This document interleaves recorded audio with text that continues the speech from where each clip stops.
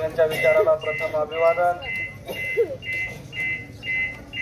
या वंचित बहुजन आघाडीच्या मोर्चाला उपस्थित असलेले आमचे वंचित बहुजन आघाडीचे जिल्हाध्यक्ष आदरणीय शैलेश भाऊ कांबळे,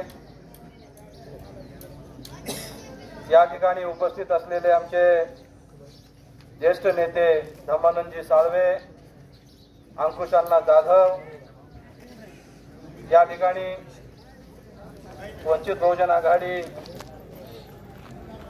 बीड जिल्हा युवा अध्यक्ष बाबूराव मस्के, ज्यांच्या नेतृत्वाखाली हा मोर्चा निघाला, असे आमचे तरुण तरफदार तालुका अध्यक्ष प्रशांत उघडे, या ठिकाणी उपस्थित शहराध्यक्ष आकाशजी,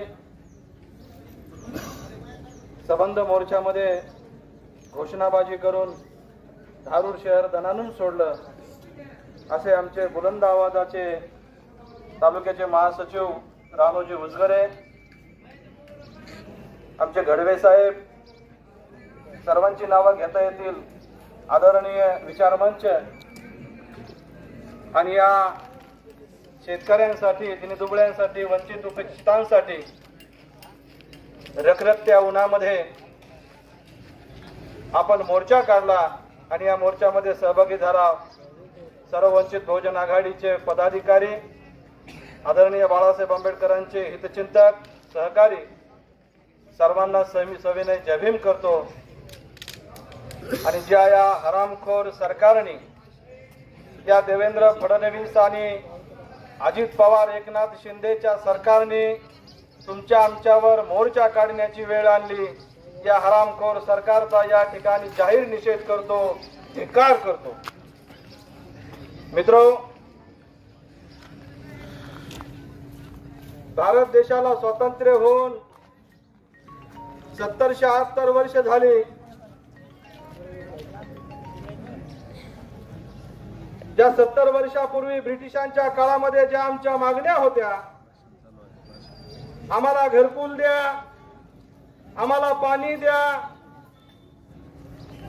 आमच्या वस्त्यांचं सुशोभीकरण करा,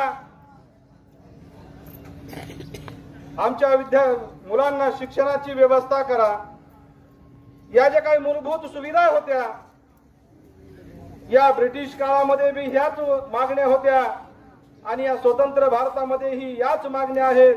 या मागण्या आमच्या संपत नाहीत।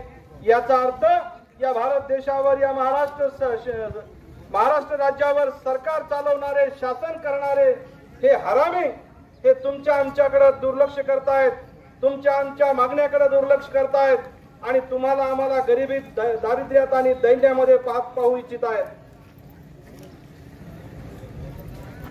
या देशामध्ये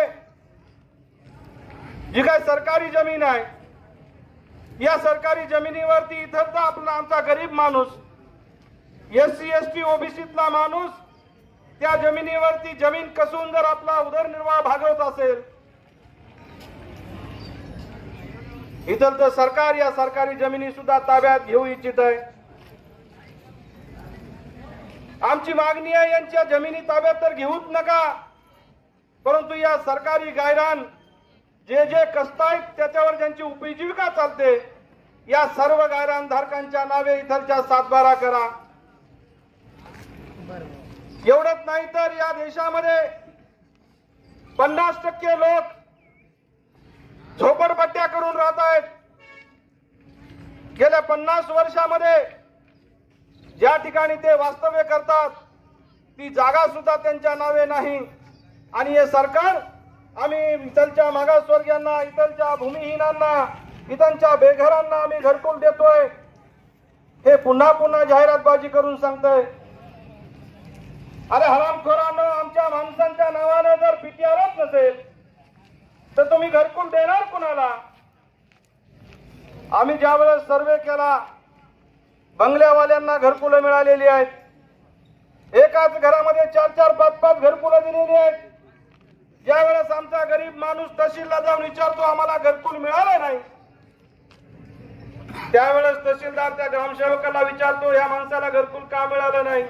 ग्रामसेवक सांगतो, याच्या नावानं पीटीआरच नाही. या तहसील प्रशासनाला मी सांगू इच्छितो, त्याच्या नावानं जर पीटीआरच नसेल तर पीटीआर पुन्हा नावानं करायचा. छोट्या छोट्या मागण्या घेऊन वंचित बहुजन आघाडीला या ठिकाणी आपल्या दारामध्ये यावं लागतंय. मी आपल्याला सांगू इच्छितो, बाबासाहेब आंबेडकरांनी या ठिकाणी आपल्याला राज्यघटना देत असताना सांगितलं, जिसकी संख्या भारी उसकी सत्ते में भागीदारी. आणि मग तुमची भागीदारी या सत्तेमध्ये व्हायची असेल तर तुम्हाला काय करावं लागेल?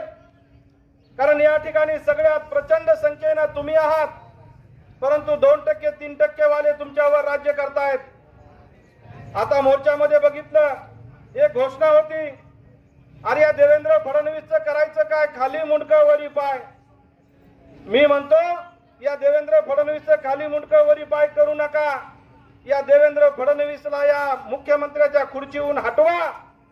आणि तो खाटेल कसा? तर तुम्ही सगळ्यांनी राजकीय ताकद उभी केली पाहिजे, सगळ्यांनी एकत्र आलं पाहिजे. आणि हे जे काय सेठजी भटजीचं राज्य आहे, हे काय सेठजी भटजीचं सरकार आहे, हे उलटवून इतरची सत्ता आपल्या हातामध्ये घेतली पाहिजे. मला मोर्चामध्ये येत असताना शैलेश भाऊ, एक घोषणा खूप आवडली.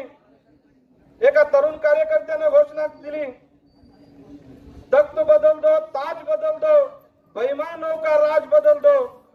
मित्रो, नुसत्या घोषणा देऊन या बेईमानांचं राज्य बदलता येणार नाही. त्याच्यासाठी तुम्हाला राजकीय सजग व्हावं लागेल आणि कुणाच्या पाठीमागे उभा राहावं लागेल, जे तुमच्या सुखदुःखामध्ये धावून येतात, जे तुमच्या साध्या साध्या प्रश्नावरती प्रश्न उपस्थित करतात, सरकारला भांडावून सोडतात, जे तुमच्या दारामध्ये येऊन तुम्हाला आधार देतात. आताच आमच्या रामोजींनी सांगितलं की बाबासाहेब आंबेडकरांचं कुटुंब संबंध महाराष्ट्रभर फिरत आहे. आदरणीय सुजातदादा आंबेडकरांनी महाराष्ट्राचा दौरा केला.